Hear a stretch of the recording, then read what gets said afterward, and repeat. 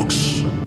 Well, hey there, folks, and welcome back to Joey T Reviews. Today we're going to be reviewing Halo Infinite.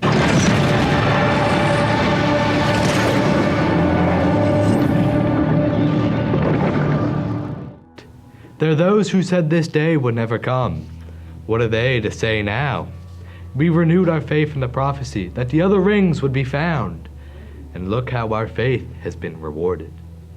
Halo Infinite is the most recent Halo game since 2015, and following the disastrous campaign of Halo 5, the created storyline of Cortana seems to take a back seat to the new storyline, the fight against the Banished. The Banished are a mercenary Covenant splinter faction led by their leader, Atriox, and for whatever reason, they were attacking, well, not for whatever reason, they're bad guys. They are literally Covenant but red, like, that kind of shows you they are evil. But they see the UNSC Infinity, the crown jewel of the human fleet, and it's being destroyed by a bunch of banished dreadnoughts. A scene not too dissimilar to the time the Infinity destroyed a Covenant supercarrier. We get a look inside the Infinity where we see Master Chief fighting off hordes of banished forces, until he is ambushed by the leader of the banished, Atriox. Chief is only able to get a couple punches in before he is absolutely decimated by Atriox. Atriox picks him up, literally mops the floor with him, and then throws him out the airlock, presumably killing the Chief. But of course, Master Chief doesn't die, and the pilot picks him up. The pilot thinks, oh good, we get to go home.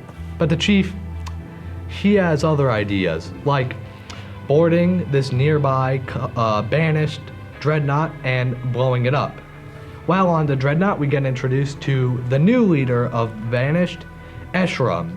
Escharum is this old brute war chief who is very sick, and he seems like he is dying. And when he sees the Chief, he is invigorated because he's ready for a new fight. Finally, he has some challenge because the defeat of the UNSC was too easy for him. It gave him no purpose in life. He felt empty until the Chief appeared. We also are told that Atriox is dead, but we're not really sure if he is dead or not. It's very ambiguous, but we'll have to see as the game progresses on. After blowing up that ship, Chief goes down to the underbelly of Zeta Halo and retrieves his AI, the weapon, an exact copy of Cortana. The weapon tells us that Cortana is gone, which is weird because Cortana was supposed to be deleted by the weapon, and after deleting Cortana, the weapon was supposed to be deleted herself, so there might be something else. Now, that's about all I want to go into for the story. That's the setup, but I want to talk about just the main characters and how they work. I think this trio, the pilot, the Chief, and the weapon, is like on par with like Sergeant Johnson, Cortana, and Halo from like the original games. Obviously got Chief, he's our big green boy with a bit of humanity, a bit of heart. Got the pilot, he just wants to go home. And you got the weapon, who's this very naive at the start of the game, but as the game goes on and she starts to see some real terrible things, she becomes, I wouldn't say gritty, but she isn't as optimistic as she once was. And you also have the two main villains, Escharum, who I already talked about, and the Harbinger. The Harbinger is a completely new character from a completely new species that we have very little information on right now. She is obsessed with something called the Endless, and what that is and their real threat is a bit uncertain. And of course, you have Escharum, who I know I already talked about him a lot, but he's seriously one of my favorite characters in a Halo game. I love like just everything about him, his voice, his performance, everything. It's great. He's on par with Truth in Halo villains, in my opinion. Taking a step away from the story and all that, the plot threads, I want to talk about the gameplay and just the overall feel. I don't think Halo's ever felt better.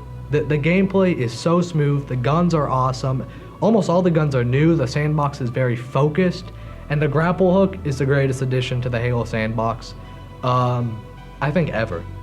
I would like vehicle combat to see a bit of an improvement. I like what they were going for, but the vehicles feel very floaty and they feel very brittle. You also have the impeccable art style. I don't think Halo's ever looked this good. It's like if you took Halo 3 and you put it into modern day. It's absolutely awesome. It does get a bit repetitive when you go underground and all the Forerunner structures, but it all looks beautiful. And then the music. Oh, on par with ODST in my opinion for best soundtrack. Especially, I can't talk about the music without talking about this one specific track, Judgment.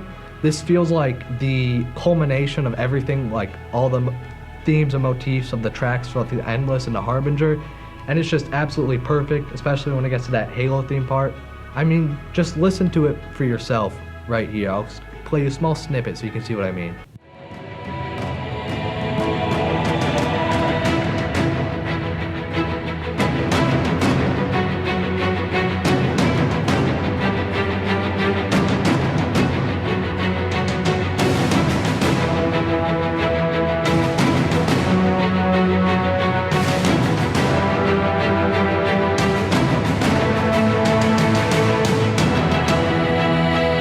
From here on, I'm going to go into spoiler territory, so please click off if you don't want to see a spoiler. Wait. Do you not want to get spoiled? Have you played through it yet? No. You haven't? Oh crap.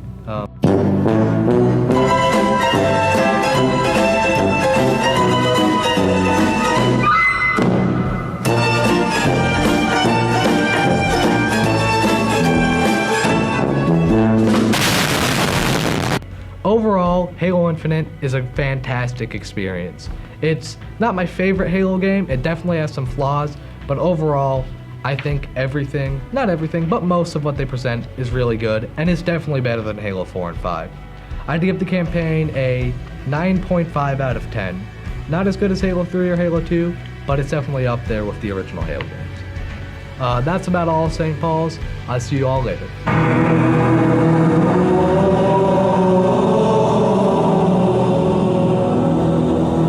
Look, Pim, I know it's our job to help this guy and everything, but I think this guy's a lost cause. He's obviously made up his mind. Why don't we just cut our losses and get out of here?